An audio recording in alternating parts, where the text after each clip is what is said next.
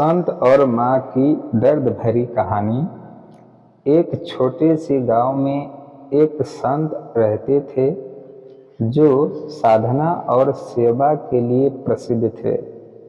उनका जीवन सादगी और तपस्या में व्यतीत होता था। संत ने अपनी सारी इच्छाओं को त्याग कर ईश्वर की भक्ति और समाज सेवा को ही अपने जीवन का उद्देश्य बना लिया था। लेकिन संत के जीवन का एक ऐसा कोना था जो गहरे दर्द से भरा हुआ था। उनकी माँ। संत की माँ एक साधारण महिला अपने बेटे को बचपन से ही बड़ा प्यार करती थी। जब उनका बेटा तपस्वी बनने की राह पर चला तो माँ ने अपने आंसू छिपा लिए और उसे विदा कर दिया।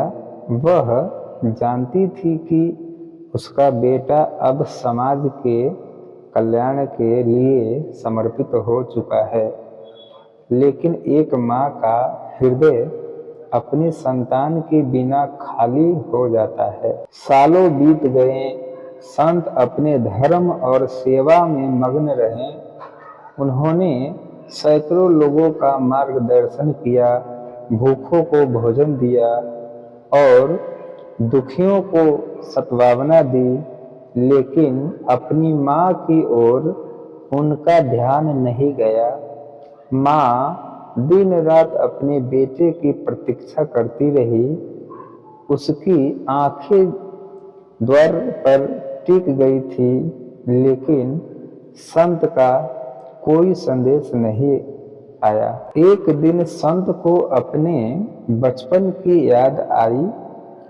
वह अपनी माँ के बारे में सोचने लगे।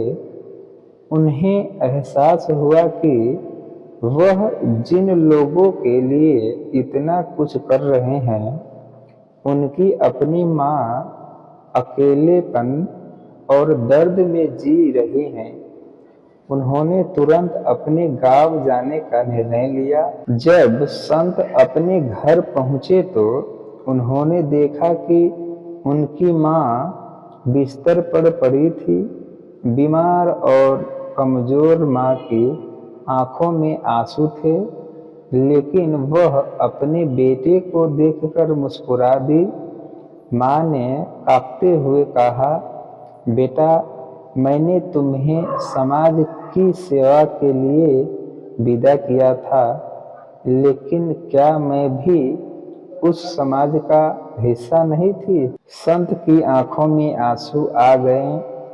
उन्होंने अपनी माँ के चरणों में गिरकर कहा, माँ, मैंने तुम्हारी उपेक्षा करके बहुत बड़ा पाप किया है। मैं ईश्वर की सेवा के नाम पर अपनी माँ की सेवा करना भूल गया। माँ ने संत को माफ कर दिया, लेकिन उस क्षण ने संत को जीवन का एक बड़ा सबक सिखाया। सेवा की शुरुआत अपने घर से होती है। उन्होंने अपनी माँ की देखभाल में अपना शेष जीवन बिताया और यह सुनिश्चित किया कि उनकी सेवा और भक्ति में कोई अपनों से दूर न हो। यह कहानी हमें सिखाती है कि समाज सेवा और धर्म का मार्ग तभी पूर्ण होता है जब हम अपने परिवार के प्रति अपने कर्तव्यों को नहीं भूलते।